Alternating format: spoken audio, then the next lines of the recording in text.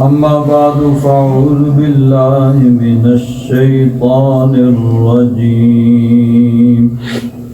بسم الله الرحمن الرحيم وإذ يمكر بك الذين كفروا ليثبتوك أو يقتلوك أو يخرجوك ويمكرون ويمكر الله والله خير الماكرين. سبحان اللہ.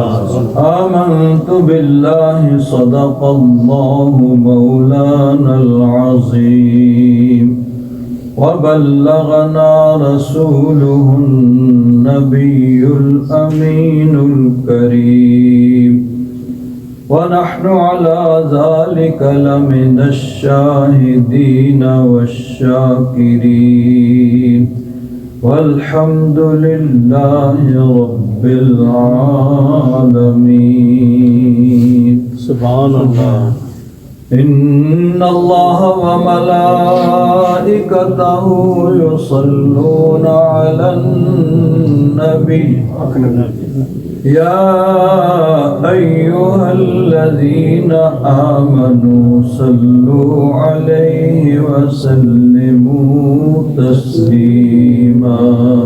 اللهم صل على سيدنا مولانا محمد وعلى آل سيدنا مولانا محمد وبارك وسلم صلاة وسلاما عليك يا سيدي يا رسول الله وعلى آلك وأصحابك يا سيدي يا حبيب الله.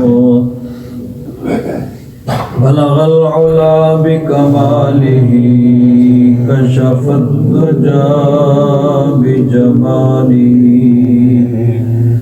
حسنت جميع خصاله صلوا عليه وآله يا صاحب الجمال ويا سيد البشر من وجهك المنير لقد نور القمر لا يمكن الثناء كما كان حقه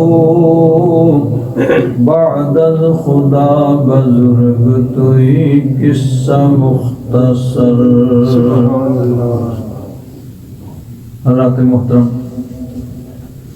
ماہ جمادی الثانی کی مناسبت سے حضرت صدیق اکبر رضی اللہ تعالیٰ عنہ کا ذکر پاک گزشتہ جمعہ میں نے یہ عرض کیا تھا کہ اللہ تبارک و تعالیٰ نے قرآن پاک میں صحابہ اکرام کی جو چند خصوصیات بیان فرمائیں، الذین آمنوا وہاجروا وجاہدوا فی سبیل اللہ باموالہم وانفسہم،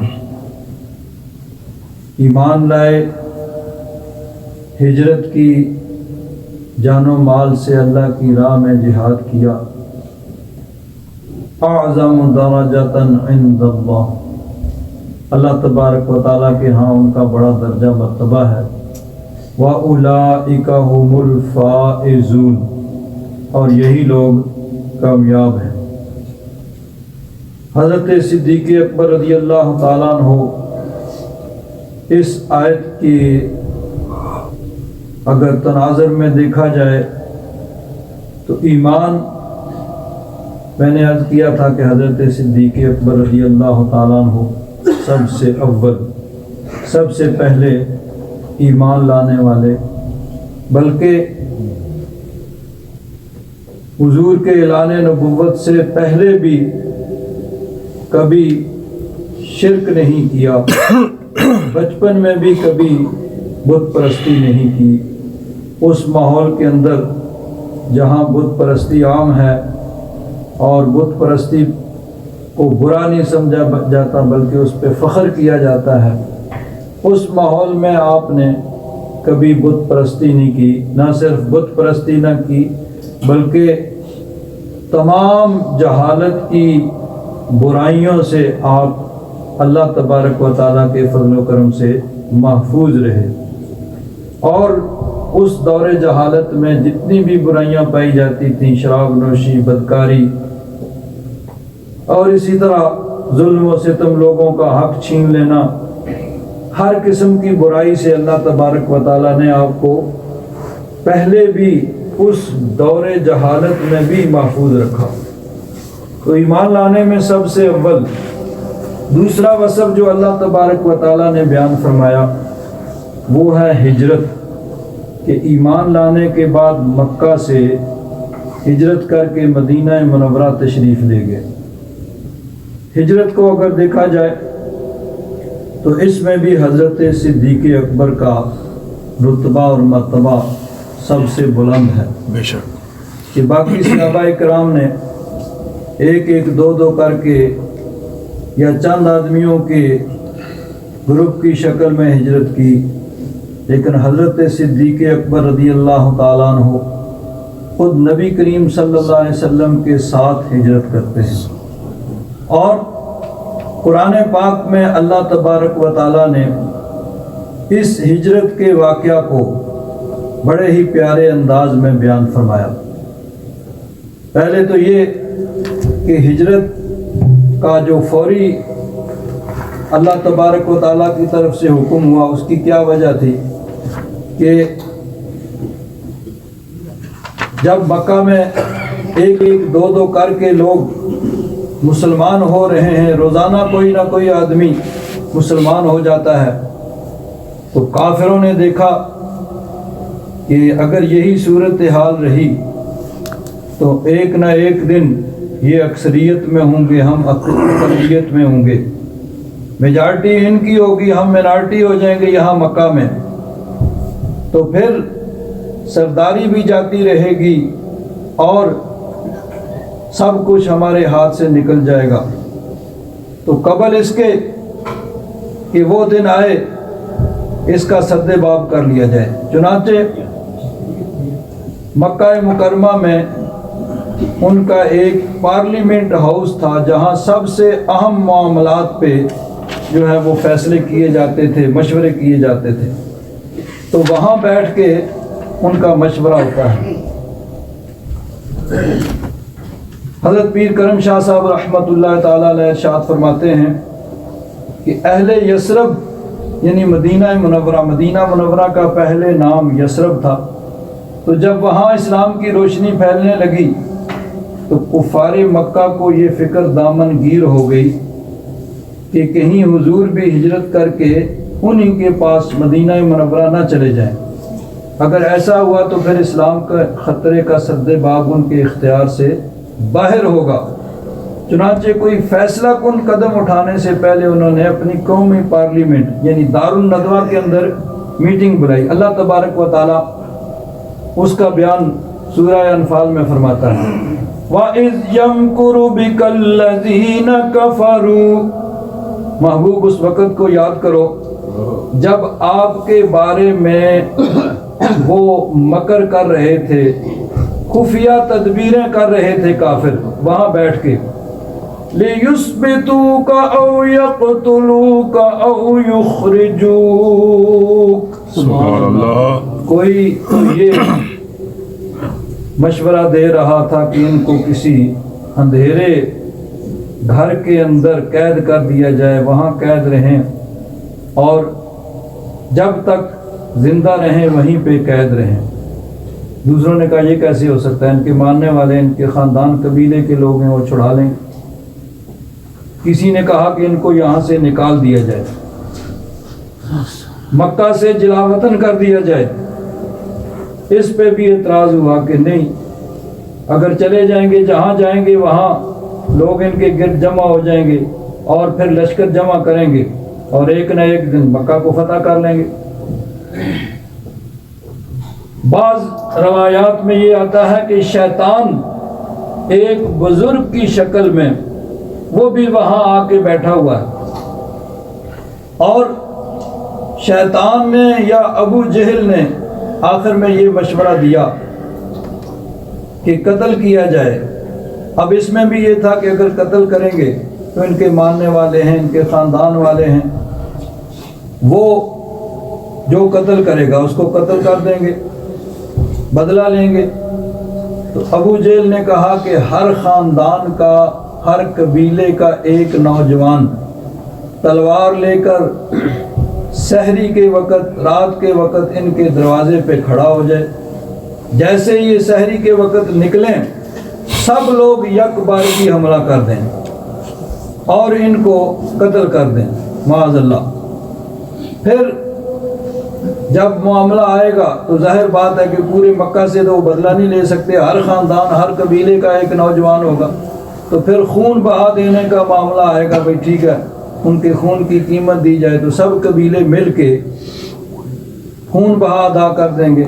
شیطان جو ایک بزرگ کی شکل میں وہاں موجود تھا، ایک بوڑھے اور دانا اور سمجھدار آدمی کی شکل و صورت میں، اس نے کہا کہ ہاں یہ مسئلہ، یہ سب سے اہم تدبیر ہے اور یہ سب سے کارگر یہ مشورہ ہے، ایسے ہونا چاہیے۔ اللہ تعالیٰ ارشاد فرماتا ہے وَإِذْ يَمْكُرُ بِكَ الَّذِينَ كَفَرُوا لِيُثْبِتُوكَ أَوْ يَقْتُلُوكَ أَوْ يُخْرِجُوكَ وَيَمْكُرُونَ وَيَمْكُرُ اللَّهُ وَاللَّهُ خَيْرُ الْمَاكِرِينَ۔ وہ تو اپنی خفیہ تدبیریں کر رہے تھے اور ادھر اللہ تبارک و تعالیٰ اپنی تدبیر فرما رہا تھا، اور اللہ تبارک و تعالیٰ کی تدبیر سب سے اعلیٰ ہے اور سب سے بالا ہے۔ تو اللہ تبارک و تعالیٰ کی تدبیر کیا تھی؟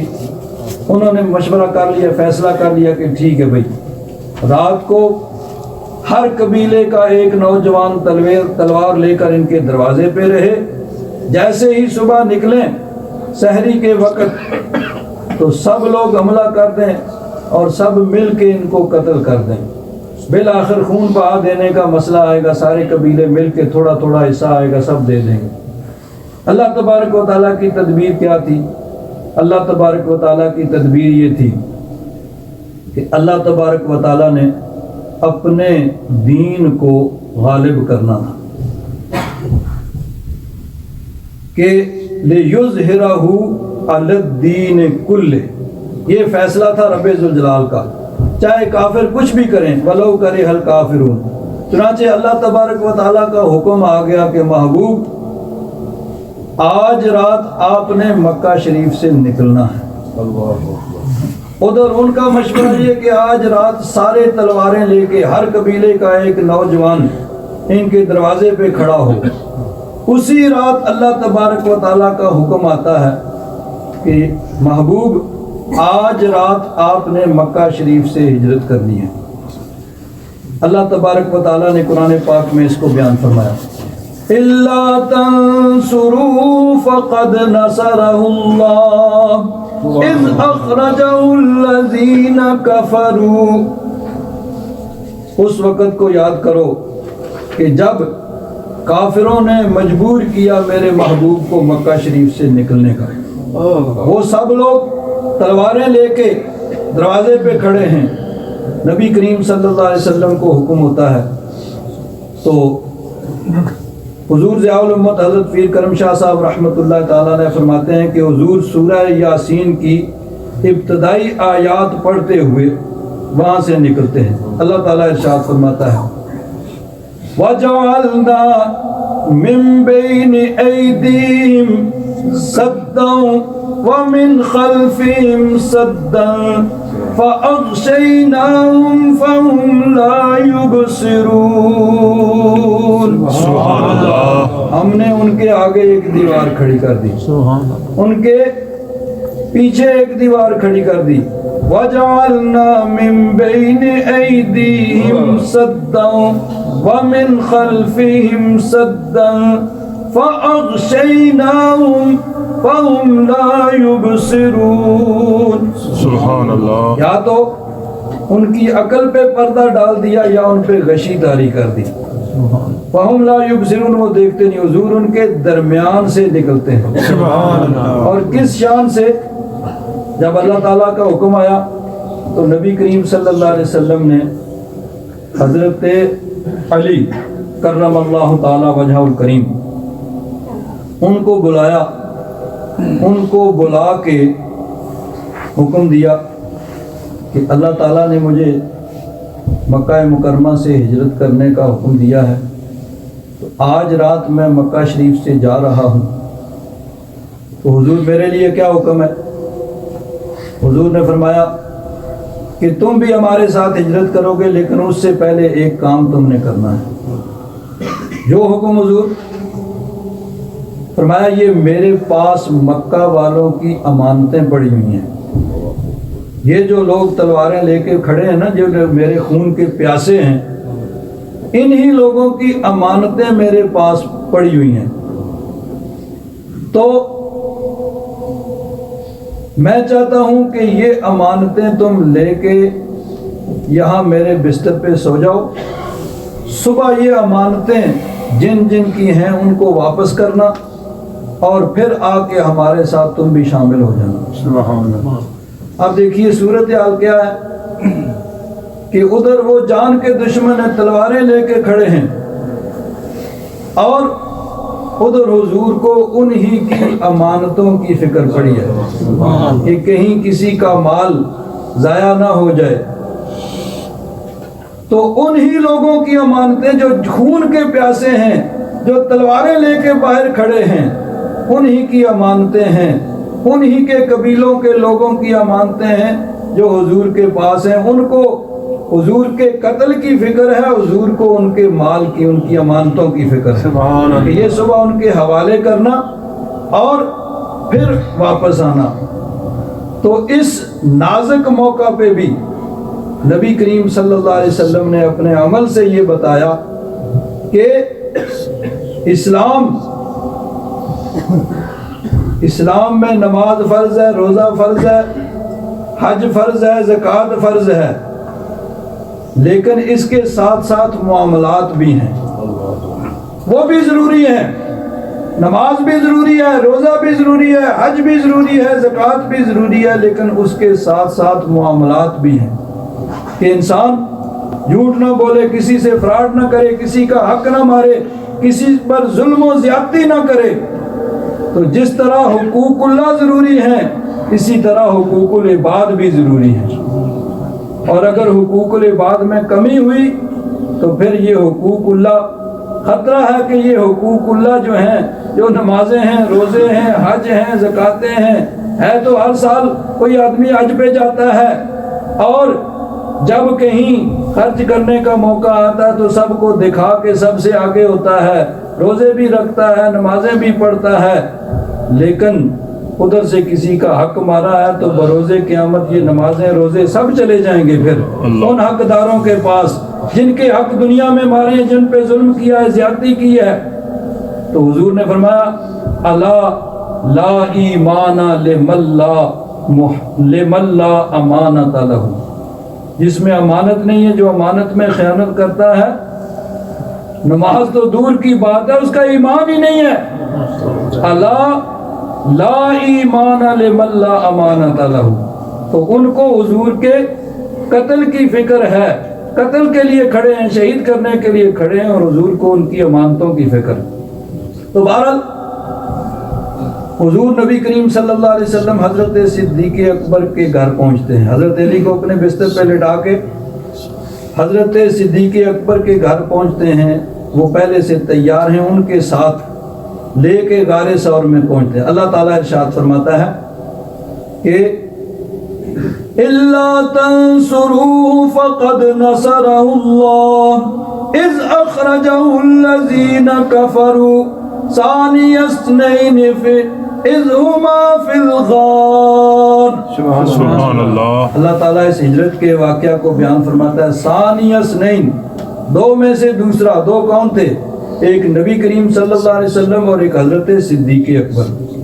ثانی اثنین اذ ہما فی الغار، جب وہ دونوں غار کے اندر موجود تھے، اذ یقول لصاحبہ لا تحزن ان اللہ معنا۔ نبی کریم صلی اللہ علیہ وسلم حضرت صدیق اکبر سے فرما رہے تھے کہ ڈریے نہیں، ان اللہ معنا، اللہ تبارک و تعالی ہمارے ساتھ ہیں۔ اللہ تبارک و تعالیٰ کی مدد اور نصرت۔ اب ڈر کیا تھا؟ ڈر اپنی ذات کا نہیں تھا، حضرت صدیق اکبر کو اپنی ذات کا خوف نہیں تھا۔ اگر اپنی ذات کا خوف ہوتا تو گھر سے ہی نہ نکلتے۔ خوف صرف نبی کریم صلی اللہ علیہ وسلم کی ذات کے بارے میں تھا کہ کافر کوئی حضور کو تکلیف نہ پہنچائیں، کوئی نقصان نہ پہنچائیں۔ تو حضور نے فرمایا کہ اے ابو بکر ڈریے نہیں، اللہ تبارک و تعالیٰ کی مدد اور نصرت ہمارے ساتھ ہے۔ اللہ تبارک و تعالیٰ کے حکم سے نکلے ہیں، چاہے یہ جتنی تدبیریں کر لیں، جتنے مکر کر لیں، جتنے پروگرام بنا لیں، یہ کچھ نہیں کر سکتے، ہوگا وہی جو میرے رب کو منظور ہو۔ اب دیکھیے ہجرت کے یہ واقعہ بڑا طویل ہے، اس میں بہت سے ضمناً واقعے آتے ہیں۔ نبی کریم صلی اللہ علیہ وسلم اور حضرت صدیق اکبر جب غار ثور کی طرف جا رہے ہیں تو جنہوں نے دیکھا ہے، جو گئے ہیں وہاں تک، کتنا کٹھن، کتنا مشکل رستہ ہے۔ حضرت صدیق اکبر رضی اللہ تعالیٰ عنہ نبی کریم صلی اللہ علیہ وسلم کو اپنے کندھوں پہ اٹھا کے غار ثور تک لے کے جاتے ہیں۔ حضرت صدیق اکبر رضی اللہ تعالیٰ عنہ کو اللہ تبارک و تعالیٰ نے یہ سعادت عطا فرمائی کہ حضور کے ساتھ ہجرت کرتے ہیں اور حضور کو اپنے کندھوں پہ اٹھا کے غار ثور تک لے کے جاتے ہیں۔ اور غار ثور کے بڑا مشہور ہے یہ کہ غار ثور میں جب وہاں پہنچے تو حضرت صدیق اکبر نے عرض کیا، یا رسول اللہ آپ باہر ٹھہریے، میں غار کو صاف کروں اور پھر آپ تشریف لائیے۔ غار کو صاف کیا، اس کے اندر سوراخ ہیں، سوراخ جتنے تھے بند کیے، ایک سوراخ بچ گیا، چادر جو تھی پھاڑ کے اس کے ٹکڑے جو ہیں سوراخوں میں لگائے، ایک سوراخ بچ گیا، چادر کے ٹکڑے ختم ہو گئے۔ حضرت صدیق اکبر نے اپنی ایڑی اس میں رکھ دی اور اب نبی کریم صلی اللہ علیہ وسلم سے عرض کیا کہ حضور تشریف لائیے۔ حضور نبی کریم صلی اللہ علیہ وسلم تشریف لائے۔ حضرت صدیق اکبر کے گھٹنے پہ، ان کے زانوں پہ سر رکھ کے حضور آرام فرما ہے غار ثور کے اندر۔ حضرت صدیق اکبر حضور کی زیارت کر رہے ہیں، حضور کے چہرہ انور کی زیارت کر رہے ہیں۔ آج اور کوئی نہیں ہے زیارت کرنے والا، اکیلے صدیق ہیں اور جی بھر کے اپنے آقا کی زیارت کر رہے ہیں۔ اب بڑا مشہور ہے کہ ایک سانپ تھا وہاں پہ، اور وہ سانپ بھی اہل محبت کہتے ہیں کہ وہ حضور کے انتظار میں تھا، وہ بھی حضور کا عاشق تھا، حضور کے دیدار کے لیے وہاں وہ بیٹھا ہوا تھا۔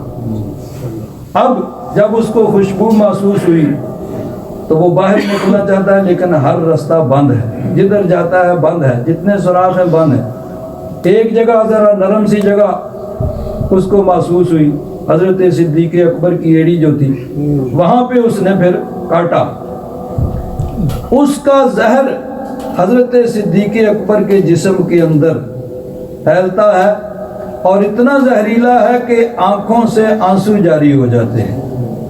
جب حضرت صدیق اکبر کے آنسو حضرت نبی کریم صلی اللہ علیہ وسلم کے چہرہ انور پہ گرتے ہیں، حضور آنکھیں کھولتے ہیں، فرماتے ہیں ما یبکی کا یا صدیق، اے صدیق کیوں رو رہے ہو؟ عرض کیا حضور کسی چیز نے میری ایڑی میں ڈس لیا ہے۔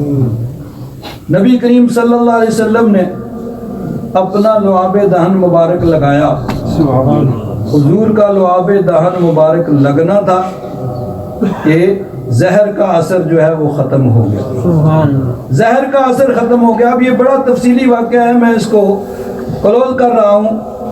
اب دیکھیے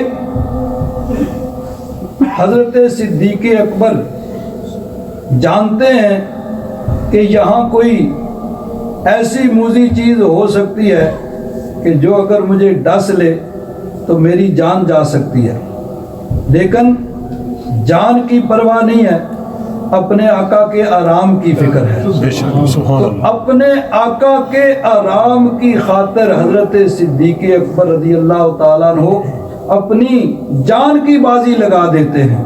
اعلیٰ حضرت فاضل بریلوی رضی اللہ تعالیٰ عنہ ان دو واقعات کو اکٹھا کرتے ہیں. ایک حضرت علی رضی اللہ تعالیٰ عنہ، آپ نے جو حضور کے آرام کی خاطر اپنی نماز عصر کی قربان کی.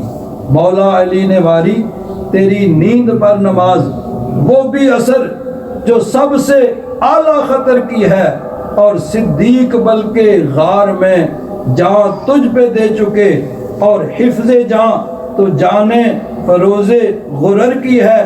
سب سے بڑا فرض جان ہے کہ جب جان ہوگی تو انسان نماز پڑھے گا نا، روزہ رکھے گا، حج کرے گا، زکوٰۃ ادا کرے گا، کوئی بھی نیکی ہو جب تک زندہ ہے. تو اگر زندگی ختم ہوگی تو پھر تو کوئی نماز نہیں. تو زندگی کو بچانا سب سے بڑا فرض ہے. تو اللہ فرماتے ہیں حفظ جان تو جانے فروز غرر کی ہے. سب سے بڑا فرض جان کا بچانا ہے. لیکن حضرت صدیق اکبر نے جان قربان کی، حضرت علی نے نماز قربان کی، حضرت صدیق اکبر نے جان قربان کر دی. اب نکالتے ہیں نتیجہ. آگے فرماتے ہیں ہاں تو نے ان کو جان، انہیں پھیر دی نماز، لیکن وہ تو کر چکے جو کرنی بشر کی تھی. جو وہ کر سکتے تھے انہوں نے کر دیا. حضور کا آپ کا کرم ہے کہ حضرت علی کے لیے سورج لٹایا تو نماز پڑھا دی. حضرت صدیق اکبر کی ایڑی میں لعاب دہن مبارک تھوک مبارک لگایا، زہر کا اثر ختم ہو گیا. لیکن وہ تو کر چکے جو کرنی بشر کی ہے، جو انسان کر سکتا ہے انہوں نے کری دی. اب نتیجہ نکالتے ہیں. فرماتے ہیں ثابت ہوا کہ جملہ فرائض فرو ہے.